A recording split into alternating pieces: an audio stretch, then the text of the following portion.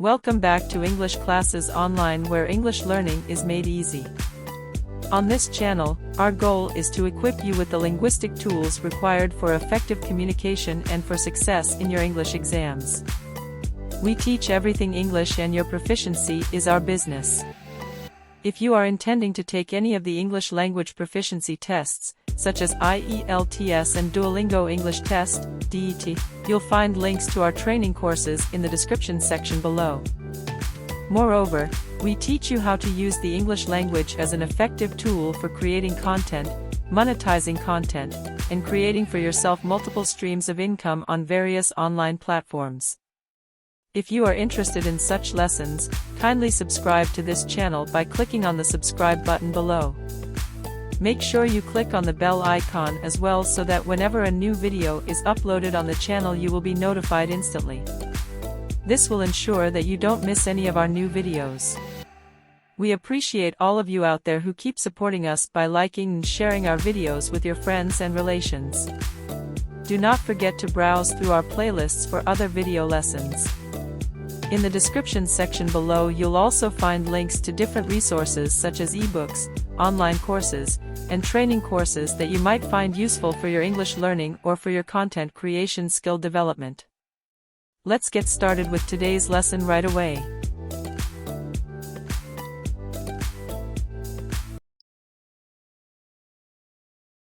Word classes and how they work. This is the topic of today's lesson. I am Benjamin from English Classes Online. Without much ado, let's dive into the lesson. We want to begin with a quick look at the lesson objectives. At the end of the lesson, you should be able to 1. Define word classes, 2. Explain the importance of word classes, 3. Mention the 8 word classes in English and give examples of how to use each of them in meaningful English sentences. What are word classes? Word classes are the divisions into which English words are classified according to the functions they perform in English sentences. Every English word belongs to a word class which defines its behavior and how it is used in sentences. Okay? Why is it important to learn word classes? Learning the word classes enables you to understand how to construct meaningful sentences, because the word classes are the building blocks with which English sentences are constructed. Knowing the role each word class plays in a sentence allows you to arrange them correctly in meaningful sentences. Like a building, the English sentence has a structure that consists of parts, and each part is occupied by a word class or part of speech.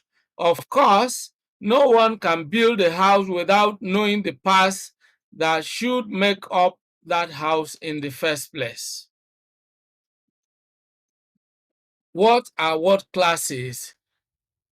A part is a unit or section, all right, which when combined with others make up the whole of something. Of course, let's regard our English speech as something that has different parts. To use correct speech, you need to know these parts of speech and how to use them correctly in sentence formation. To use correct speech, you need to know these parts of speech, and you need to know how to use them to form correct sentences. Don't forget that we use sentences when we speak. The parts of our speech are the very parts that make up our sentence. Of course, you know that the English sentence is the largest unit of the English grammar. When we speak in sentences, and when we write in sentences, because a sentence is a group of words containing the subject-verb combination and expresses a complete thought. All right. Now let's look at word classes at a glance. We have 8 traditional parts of speech. Number 1, noun. 2, pronoun. 3, verb. 4, adverb. 5, adjective. 6, preposition. 7, conjunction. And 8, interjection. Let's look at word classes and examine what they are or the role they play. The parts of speech and their uses. A noun is a naming word. A pronoun replaces a noun in a sentence. A verb indicates action or state of being. Adverb modifies a verb, an adjective, or another adverb. An adjective modifies a noun or a pronoun. A preposition indicates a relationship between two parts of a sentence. All right. A conjunction joins words, phrases, and clauses. Excuse me. While an interjection expresses emotions or feelings, if you want, if you like, okay?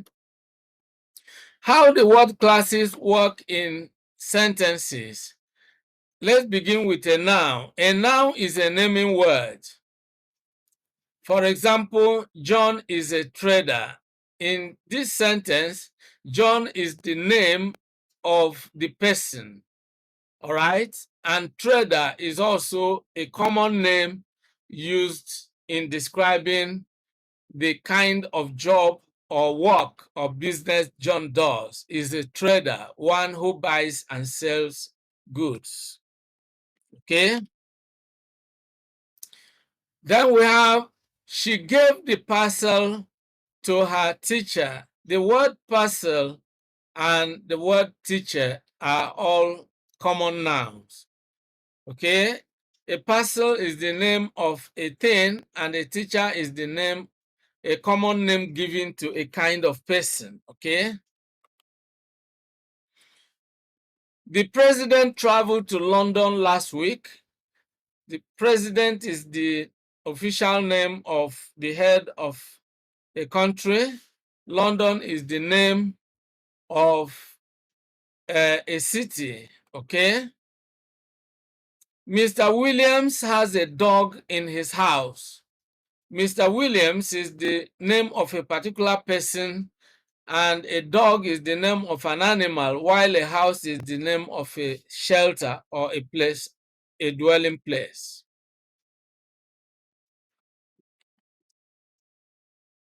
This brings us to the pronoun.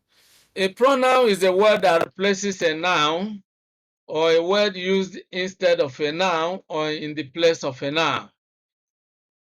James is a student. He is John's brother. Now, when we begin to talk about James, we mention his name. James is a student. But if we have to refer to him, we don't have to keep saying James. It will sound monotonous if we say James is a student, James is John's brother, and James is this, James is that. So we use he to replace James. Okay? Now let's look at another example. Mary is a kind girl. She is Martha's sister. The two sisters resemble each other. They are identical twins. You see, if we say Mary is a kind girl, Mary is Martha's sister, the two sisters resemble, you know, each other. Now, if we have to mention Mary and mention Martha in place of each other, it will even be quite confusing. So you can understand the importance of using a noun. You use a noun a pronoun. You use a pronoun to replace a noun so that you avoid repetition and boredom. Another example, Jane gazed at herself in the mirror. It will sound confusing, or rather, monotonous, if you like. If you say Jane gazed at Jane in the mirror, it will even sound confusing. Jane gazed at Jane, no? Jane gazed at herself. Herself now refers to Jane. The blue bag is mine and the red one is yours. Okay? Mine is,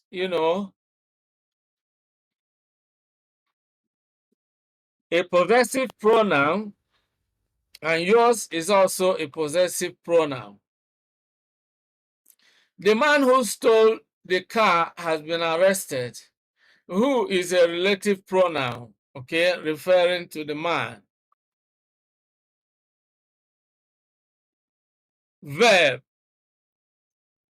A verb is a word that indicates action or state of being. For example, Messi plays football. He is a footballer. We have two verbs in the two sentences. Messi plays football. Plays is the verb, the action word there is a verb, action verb. He is a footballer. Is a verb of being. Okay? Jack slapped the little girl. Slapped is the action word, that is the action verb. Our new teacher speaks French fluently. The verb there is speaks, expressing action. Eze goes to school. The verb there is goes, which expresses action.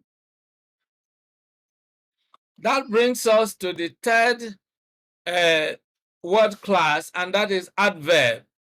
An adverb modifies a verb, an adjective, or another adverb. For example, Rose walked slowly across the room. Slowly is the adverb which describes the verb walked. Now, if you ask, how did Rose walk? She walked slowly. Okay? The man spoke angrily to us. The adverb here is angrily, describing the action of speaking. So angrily is an adverb of manner. It answers the question how. How did the man speak to us? The man spoke to us angrily. We will get there before evening. Evening is an adverb of time. It answers the question when. Samson was physically strong but morally weak. Morally and physically are adverbs.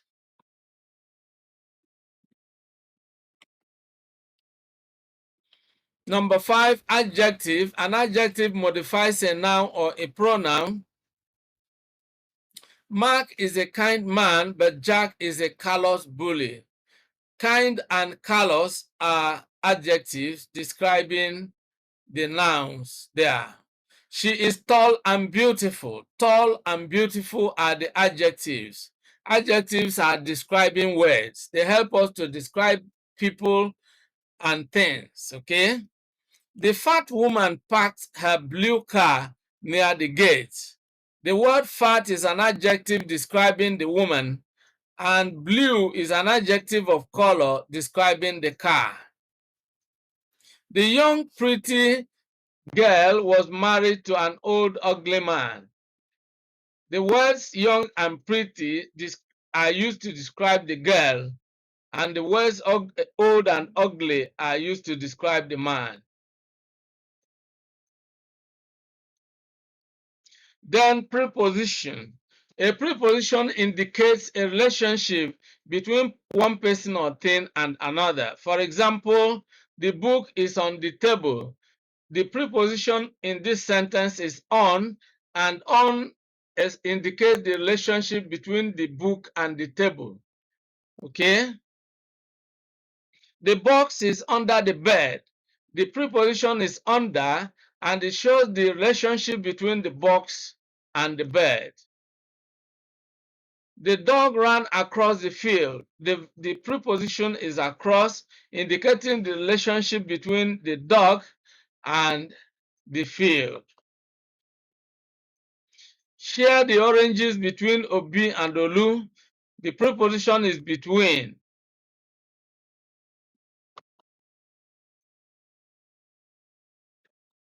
Number 7, conjunction. Conjunction joins words, phrases, or clauses. For example, James and John are friends. The conjunction is and it joins James and John. Samson was physically strong but morally weak. So, but is the adjective, is the conjunction, please,